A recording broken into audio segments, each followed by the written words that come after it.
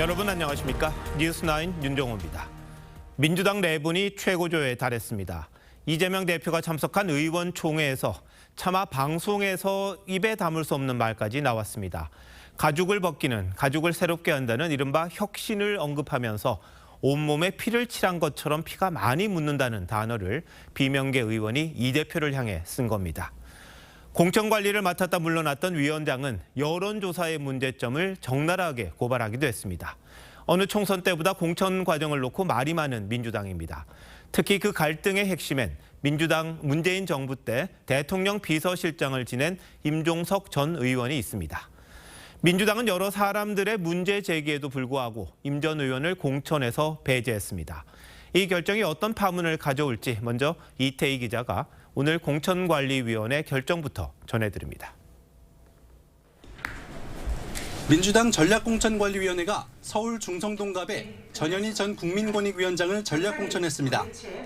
이곳에서 예비후보 등록을 했던 임종석 전 대통령 비서실장은 사실상 공천에서 배제됐습니다. 서울 중구 성동구 갑에 전현희 후보자를 추천하는 것으로 의결하였고, 이에 따라 이미 공천이 확정된 국민의힘 윤희숙 후보와 전현희 후보의 맞대결이 성사됐습니다. 앞서 친명계는 임 전 실장이 윤석열 정부 탄생에 책임이 있다며 불출마를 압박해왔습니다. 하지만 이 지역에서 지난 16, 17대 국회 때 내리 당선된 임 전 실장은 중성동갑이 험지라며 출마 의지를 굽히지 않았었습니다.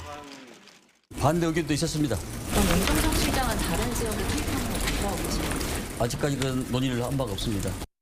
공관위 발표 이후 친명계 정청래 최고위원은 최초의 전략 지역인 성동갑은 영입 인재를 단수 공천하는 자리라며 결정을 두둔했고, 종로 예비 후보를 사퇴한 지 닷새 만에 전략 공천된 전현희 전 위원장은 자신은 친문이자 친명이라고 했습니다.